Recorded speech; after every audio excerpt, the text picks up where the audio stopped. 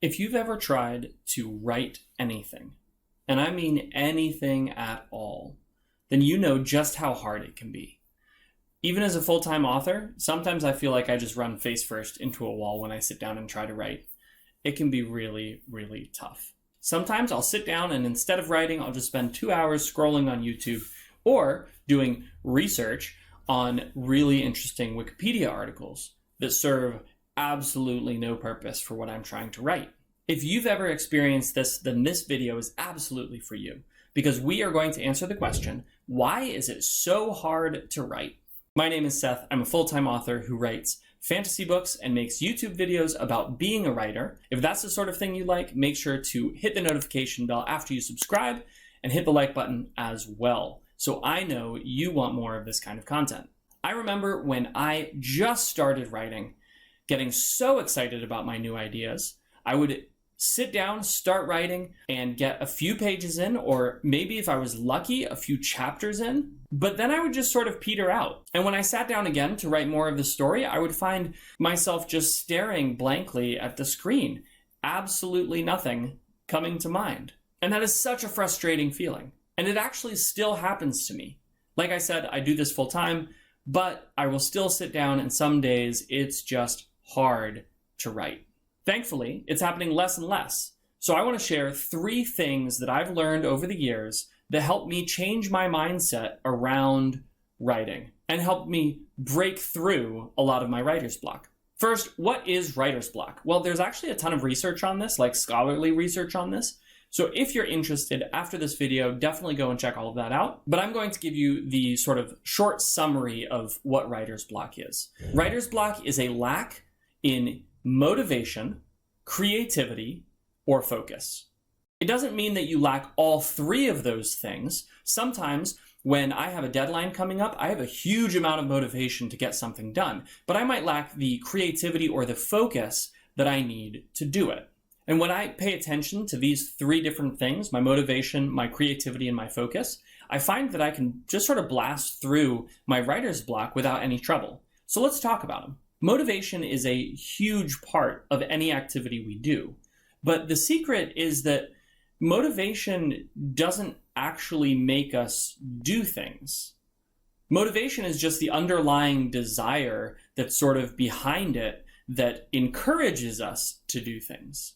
It makes us look in a particular direction. It doesn't actually make us take action. And that's a common misconception. You can be motivated to write by all sorts of different things. You might be motivated by wanting to tell a good story. You might be motivated by the desire to be published. You might even be motivated by the desire to explore a new world. I know for me, that's a lot of it. I love to go places in the stories that I read. And so that has been a huge motivator for me to write, to be able to explore these new worlds that I'm coming up with. On top of those desires, there are actually a lot of other things that motivate us as well. A lot of practical things. Things like getting paid. I know that's a huge motivator for me because this is how I make my living. You might also be motivated by getting an award or getting approval from somebody. But sometimes we have trouble sitting down and writing because we don't understand the point of it. See, again, motivation doesn't drive action. Motivation is just pointing us in the direction of actions that we might want to take. And so when we're motivated to do something, it's typically because we have a vision of how the future is going to play out if we complete the action. So when you go to work, you put up with the job you're doing because you are motivated by the money that you're going to get paid at the end of it. But if you showed up to work one day and somebody said, well, I might pay you, I might not pay you. Who knows if I'm going to pay you? I'm pretty sure you're not going to do the job. You need that clarity of vision, that understanding of what is going to come at the end in order to have the motivation to do something. And the same thing is true with writing. If you don't have a clear vision of what it is you're actually trying to achieve by writing, you're going to flounder. You're going to sort of stall out. And this is very true for me. There was a point when I had just written, I think, my 2nd book, and my 2nd book had come out and I was starting to write my 3rd book, and I wasn't really clear on where the story was going. And I thought to myself, I don't even know why I'm doing this. I don't know why I'm writing this book. I set out initially, it's a long story, but I set out initially to write 2 books And I had done that. I had achieved my goal. And I knew that I couldn't make a full-time income on those 2 books. And so I was sitting there sort of twiddling my thumbs on the 3rd book, thinking to myself, oh man, I don't know what it is that I'm actually doing. It wasn't until I had the vision for the series and I said, you know what? I don't care. I just want to tell a really good story and I have a vision for where this character is going. All of a sudden, I was motivated again to start writing. So how do we kickstart our motivation? Well, I've already sort of hinted at it. We get vision. We come up with the reason that we want to write. I find it very helpful to actually just write it down. And sometimes I'll sit down and I'll spend 25 minutes, 30 minutes writing down as many reasons as I can come up with as to why I want to do the thing I'm doing. And then I go through them and I whittle them down and I come up with the most important reason that I want to keep doing what it is I'm doing. And I use that as my motivator. I put it on a sticky note, I stick it on my computer screen, and I look at it every day. Why am I sitting down? Why am I writing? It's because of this. But motivation isn't the only thing we need in order to break writer's block. We also need creativity. See, sometimes we get stuck because we simply do not know where the story should go. This could be because we have run out of creativity. And you might wonder to yourself, well, how do we run out of creativity? Isn't it this sort of infinite well of stuff in our head? And sometimes we treat it that way. We say somebody is a creative or they are not creative. And that's sort of turning it into this binary of this is somebody who has creativity, this infinite well, and this is another person who doesn't have that infinite well. That's not true. That's not how creativity works at all. In fact, everybody is creative. It's just that creativity is an outpouring of the inputs into your life. And so if you don't know how to get the right inputs, you're going to have a hard time coming up with the creativity, the output. So if we are having trouble with our output, that is our creativity, then what we really need to be solving for is our inputs. The main 3 inputs that drive our creativity are going to be experiences, interactions with other people, and emotion. And all of these can be gotten from different sources. Just going outside and taking a walk is an experience that will recharge some of your creativity. Going to a new place, trying new food, reading a new book, coming across an idea that you've never seen before in a movie, getting outside your comfort zone and exploring. Or you might try talking with people. And not just about your ideas or about your story, though that can certainly help. No, I mean just talking with people. Ask them about their day. Find out about their story.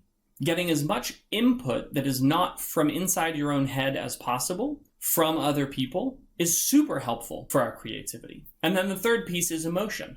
Emotion, whether positive or negative, drives creativity like nothing else. The best books in the world are charged with emotion. They make us feel something. And so if you're having trouble coming up with creative ideas, then maybe you need to be injecting some emotion into your life. So how do we do this? Again, I've already sort of talked about this, but go outside and take a walk. Go to a new place. Go experience something new.